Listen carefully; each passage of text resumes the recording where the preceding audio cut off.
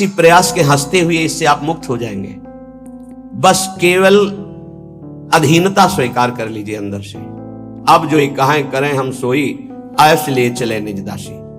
हमारी मनमानी बिल्कुल ना हो तो बिल्कुल हर दोष से आप मुक्त हो जाएंगे। हर दोष से, कोई दोष ऐसा नहीं जो गुरु कृपा से नष्ट ना हो जाए। और ये गुरु कृपा से ही नष्ट होते, पक्की भाई बात समझ लो, गुरु कृपा से ही नष्ट होते। जब हम मनमानी चिंतन और उसको छूट देते हैं तो बाहरी फिर क्रियाओं को नहीं रोक सकते। इसलिए सबसे प्रार्थना करते हैं, बार बार लाखों बार कहा है कि खाली मत रहो। राधा वल्लभ श्री हरिवंश, राधा वल्लभ श्री हरिवंश, राधा वल्लभ श्री, इसको चलाओ अंदर। खाली रहोगे चिंतन बिगड़ेगा, चिंतन बिगड़ेगा, क्रिया बिगड़ेगी, सब बिगड़ जाएगा। कई बार कहते हैं नेत्रों को संभाल के रखो। बार बार समझाने पर भी क्या तुम नेत्रों से चंचलता करके प्राप्त कर लोगे? तुम्हें कुछ मिलने वाला है? मन मलिन करोगे, बुद्धि मलिन करोगे, इंद्रियां मलिन करोगे। सावधान, ये बचाव पक्ष की बात कह रहे हैं। ये गुरुजन जो अनुभव की बात कहते हैं उसको मान लीजिए। आप समझते हैं कि हम छुप करके किसी को देख रहे हैं, वो आप किसी को नहीं देख रहे, आप अपने को मलिन कर रहे हैं। आप एकांत में मोबाइल आदि से कुछ देख रहे हैं, ये आप अपने को मलिन कर रहे हैं। किसी से डरने की जरूरत नहीं है। डरो अपनी वृत्ति बिगड़ने से तो आप ठीक हो जाओगे। बाहर किसी से डरोगे तो एक दरवाजा बंद है, कोई नहीं है, नहीं देख रहा, यहां कोई सीसी कैमरा भी नहीं, कोई नहीं देख रहा। लेकिन जिनकी आराधना कर रहे हो वो तो देख रहे हैं। तुम्हारी वृत्ति तो गंदी हो रही। तुमको डरना अपनी वृत्ति सुधारने के लिए, किसी का डर नहीं, कोई डर नहीं। अगर आप स्वयं से नहीं डरोगे तो फिर किसी का डरा काम भी नहीं करेगा। स्वयं से डरो, स्वयं साक्षी बनो। हमारी वृत्ति बिगड़ रही है, हम अपनी वृत्ति को नहीं बिगाड़ेंगे। अलमलमि योषित गर्दभी संगरंगे रलमलमि वित्तापत्ति विद्या यशोभी। श्रीपाद कह रहे हैं यदि आप नाम जप नहीं करते, भगवान से विमुख हो, तो जितनी भी संपत्ति हो सब विपत्ति बन जाएगी। बहुत खास बात है सत्संग की। यदि आप भजन नहीं करते, भगवद आश्रित नहीं हो, तो जितनी संपत्ति वो विपत्ति बन जाएगी। कैसे बन जाएगी? आपके आचरण ऐसे होंगे, आपका चिंतन ऐसा होगा, उनका जो फल आएगा वो आपके हृदय को अशांत कर देगा, वो भारी दुख प्रदान करेगा। भजन कर रहे हो तो विपत्ति भी संपत्ति बन जाएगी। वो परम नाम रूपी धन भगवद आश्रय विपत्ति प्रदान करती, ध्यान रखना। जिसका कोई आश्रय भरोसा नहीं रह जाता, सीधे भगवान की शरणागति होती है, विपत्ति में कोई साथ नहीं देता। बलिहारी उस विपत्ति की जो सीधे शरणागति प्रभु की कराती है। और जब नाम जप होता है विपत्ति में, तो सबसे संपत्तिवान वही जिसके पास नाम रूपी संपत्ति है। कह रहे वो संपत्ति विपत्ति है जो भगवत विस्मरण करा दे, वो विपत्ति संपत्ति है जो भगवत स्मरण करा दे। बलिहारी उस दुख की जो भगवान की याद में तन्मय कर दे। ये बात संसारी वृत्ति रखने वालों के समझ में नहीं आएगी। विद्या यशोभी, मुझे विद्या नहीं चाहिए, बहुत ही बाधक है भगवत प्राप्ति में। कोई कहेगा विद्या भगवत प्राप्ति में बाधक कैसे हो सकती? क्योंकि वो विद्वान है तो शास्त्रों का ज्ञान है। हाँ, यही बात। बस विद्या का अभिमान आ गया, शास्त्रों के ज्ञान का अभिमान आ गया, अब तत्वबोध तक नहीं पहुंच पाएगा। भगवत प्राप्ति में भारी बाधा श्री भगवत रसिक जी महाराज के। विद्या, पहले विद्या शब्द का उच्चारण किया। विद्या रूप महत्व कुल धन जौबन अभिमान, षट कंटक देखे जहां रहे न भक्त निदान। तभी भाई जी महाराज श्री हनुमान प्रसाद पोद्दार जी कहते हैं कि हमें बुद्धिहीन बना दो हे भगवान। भगवान इस बुद्धि को बंद कर दो, बड़ी चंचल, बड़ी तार्किक, बड़ी अपने को प्रवीण समझने वाली। नाथ इसे केवल अपने चरणों में बैठाल दो, पंगु कर दो। यशोभी, मुझे यश नहीं चाहिए। अब जब यश प्राप्त होने लगता है तो भगवत चिंतन, भगवत प्रसन्नता की जो वृत्ति थी वो लोक चिंतन और लोक प्रसन्नता में बदल जाती है। ये समाज कैसे कितना जुड़े, कितना बढ़े, ये समाज कैसे प्रसन्न रहे। प्रसन्न रहने का मतलब भगवत भाव से नहीं, हमारे अनुकूल बनी रहे। यशोभी, मेरा यश गान होता रहे। बहुत बड़ा ये दोष उत्पन्न हो जाता है भगवत मार्ग के पथिक के जीवन में जब यश की प्राप्ति होती है। अगर गुरु कृपा ना हुई तो यश ये आखिरी खाई गिरा देता है उसको। प्रतिष्ठा कैसी? बोले सूकरी विष्ठा की तरह देखे, गौरव घोर रौरवम, संतों की भाषा है। साधु अपनी प्रतिष्ठा को क्या देखे? सूकरी विष्ठा, किसी काम की नहीं। गौरव, मुझे लाखों प्रणाम करते हैं, बोले घोर रौरवम, ये घोर रौरव नरक के समान इसको समझो। जो यश कीर्ति प्रतिष्ठा मान सम्मान प्रिय लगने लगा तो बड़ी ऊंचाई से नीचे गिरने में धम्म से देर नहीं लगती। सम्मानम कल्याति घोर गरलम, ये सम्मान घोर विष है। नीचापमानम सुधा, नीच पुरुषों द्वारा किया हुआ अपमान अमृत के समान है। ऐसा मानो रात दिन राधा मुरली मनोहर का भजन करो। ये बहुत विचित्र माया भगवान की। नहीं चाहिए मुझे यशो भी। श्रीपाद कह रहे अलमलमिहि नाना साधनायास दुखई, मुझे नाना प्रकार के साधनों में दुख नहीं उठाना। तो क्या करना चाहते हो आप? भवत भवत वृंदारण्यमाश्रित धन्याः, मैं बार बार कहता हूं धाम के आश्रित होकर राधा राधा राधा और युगल सरकार की सेवा बस।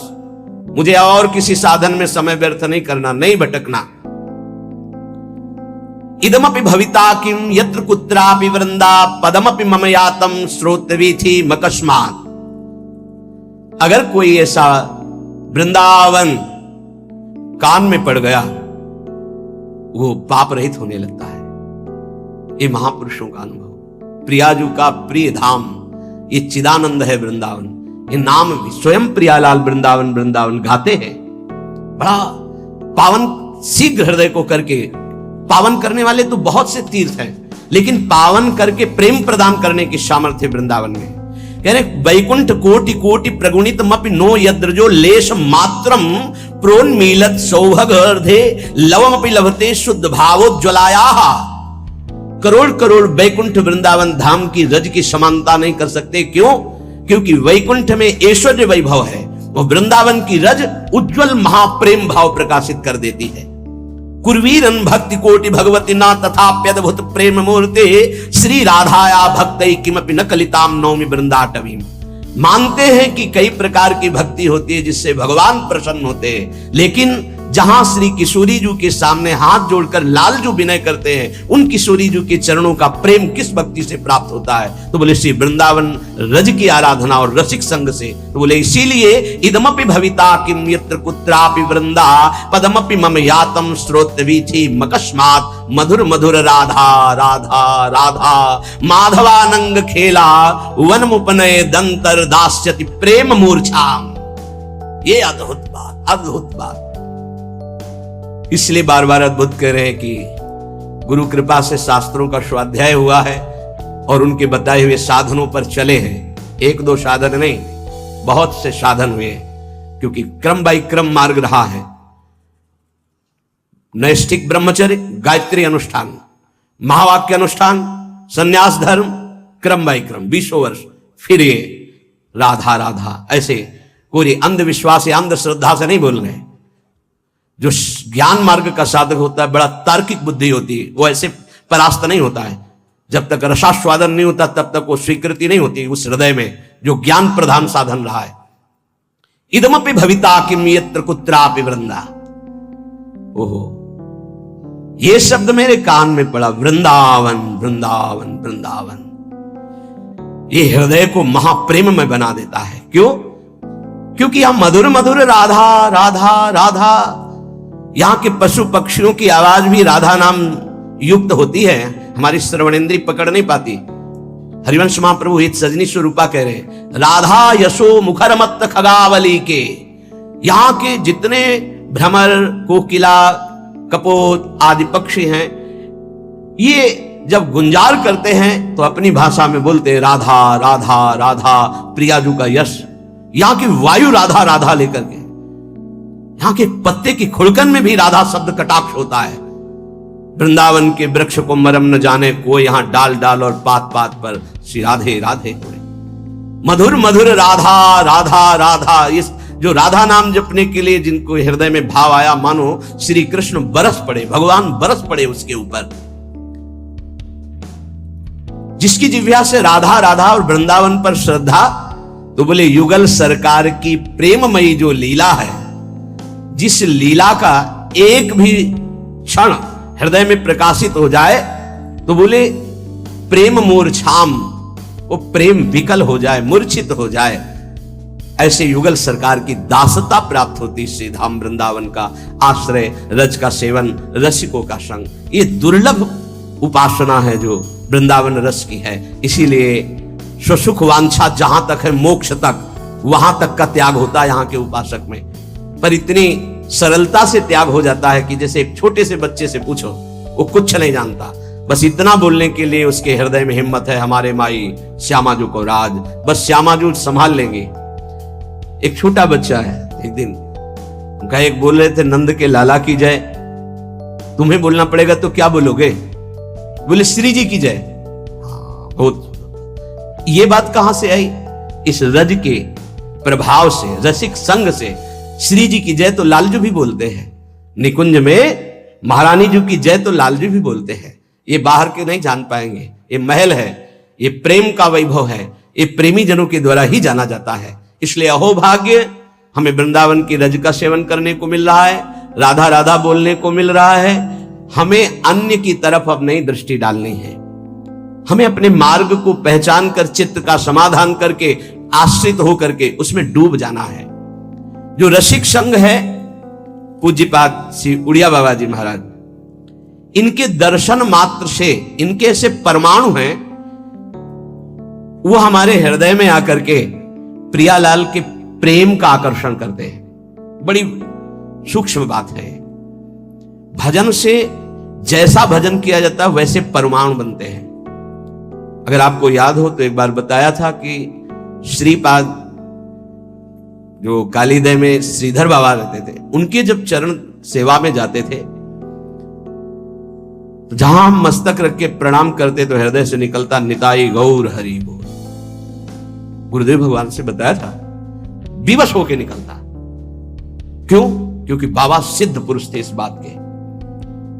चरण चापते तो कृपा से मंत्र अपना चलता, लेकिन जब मस्तक झुका के उनके चरणों में रखते तो हृदय से निकलता निताई गौर हरि बोल। तो कह रहे हैं कि जब रसिक का हम दर्शन करते हैं, संभाषण करते हैं, तो सबसे बड़ा लाभ मिलता है, उनके परमाणु हमारे अंदर आते हैं। जो हमारा परिवर्तन होता है उनके परमाणु से, उनके वचन से परमाणु आते हैं। उनकी दृष्टि शक्तिपात में, दृष्टि से शक्तिपात, वचन से शक्तिपात, संकल्प से, स्पर्श से ऐसे महापुरुष जन लोक कल्याण, जगत कल्याण करते हैं। प्रत्यक्ष में भगवत भक्तों के दर्शन से, उनके श्रीमुख से निकले हुए वचनों के श्रवण से और मनन से स्वाभाविक प्रभु में प्रीति होने लगती है। विश्वास करो, महापुरुषों के वचन है। देखो ये सिद्धांत देखो, भगवान ने सृष्टि रची और सबके हृदयों में बैठ गए। जो जैसा कर्म कर रहा है उसका सुख दुख का वो भोक्ता बने, भोगे। भगवान उसमें कोई सहयोग नहीं करते। कर्ता भगवान ने संपूर्ण सृष्टि रच दी, दो विभाग कर दिए, ये पाप कर्म है इसे मत करना, ये पुण्य कर्म है इसे करो। ये भागवतिक कर्म है जो पाप पुण्य दोनों से आपको बचा लेगा, और आप शांत बैठे, अब करो और भोगो। लेकिन भक्त का संग ऐसा नहीं होगा।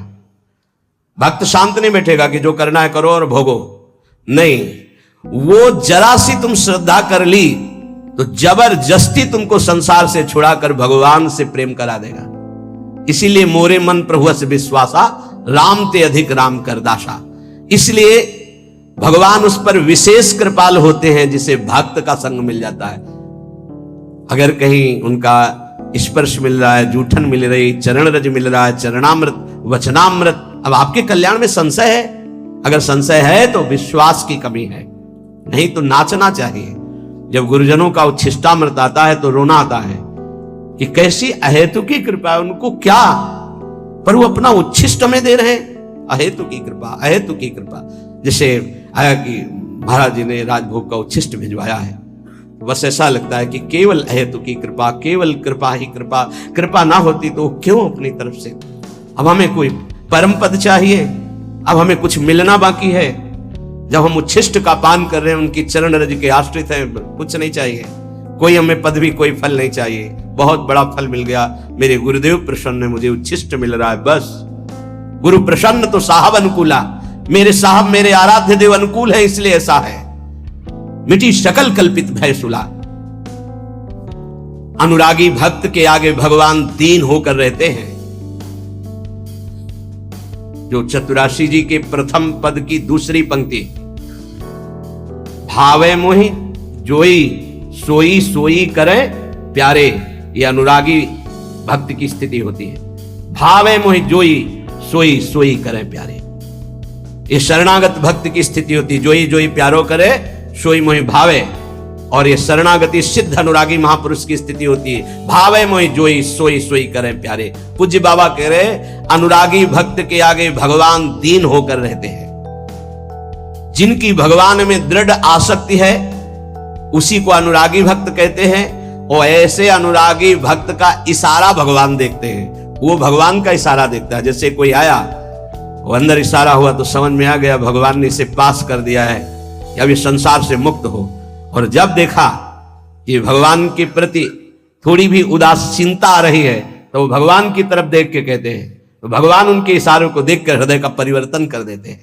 पक्का ये अनुभव की बात कह रहे हैं। आराध्य देव गुरुदेव के इशारे को देखकर हृदय का परिवर्तन कर देते हैं। इस यह गुण साधन ते नहीं हुई, तुम्हारी कृपा पाओ कोई कोई। कैसे तुम्हें बताएं भक्त के सामने भगवान नाचते हैं। जैसे गीता जी में कहा यंत्रारूढ़ानि मम माया, मैं अपनी माया के प्रभाव को देख रहा हूं, सबको कठपुतली की तरह नचा रही है। उमादार जोशित की नाई सबई नचावत राम गोसाई। और प्रेमी भक्त के सामने ये कठपुतली की तरह नाचते हैं। इतना अंतर है भक्त और जगत में। भगत और जगत में इतना अंतर है कि जगत उमादार जोशित की नाई कठपुतली की तरह सबई नचावत राम गोसाई, और यहां ताई अहीर की छोहरियां छछिया भर छाछ में नाच नचावे लाला। पहले नाच के दिखा फिर तुझे। ये प्रेमी भक्तों की मैं भक्तों के इशारे पर नाचते हैं श्री भगवान। इसीलिए भक्त महिमा है। मोते अधिक संत कर लेखा, जाने संत अनंत समाना। एक क्षण के लिए कभी प्रभु अपने भक्त से दूर नहीं होते। अगर आप हम पास बैठे हैं और आपका नाम नहीं चल रहा, मंत्र नहीं चल रहा, या तो इधर नहीं है और या फिर उधर कनेक्शन नहीं है। बोर्ड है, तार बढ़िया है, बल्ब भी सही है, कनेक्शन भी लगाए हो, लेकिन थोड़ा आधा चावल अंतर है, तो आप बटन को ऑन ऑफ करते रहिए, उसमें लाइट नहीं जले। बस वो जो आधा चावल का अंतर है उसको और जोड़ दीजिए, फिर ऑन कीजिए, जल जाएगी। ऐसे ही पास हो, थोड़ा भी अपनापन कहीं है, कहीं भी त्रिभुवन में है, तो ऑन नहीं होगी। नहीं तो यहां जो चल रहा है वही तुम्हारे अंदर चलना चाहिए। समर्पण शरणागति का मतलब है जहां शरणागत हम हुए उनके जो चल रहा है वही चलना चाहिए। वो नहीं चल रहा तो कनेक्शन ठीक नहीं है आपका।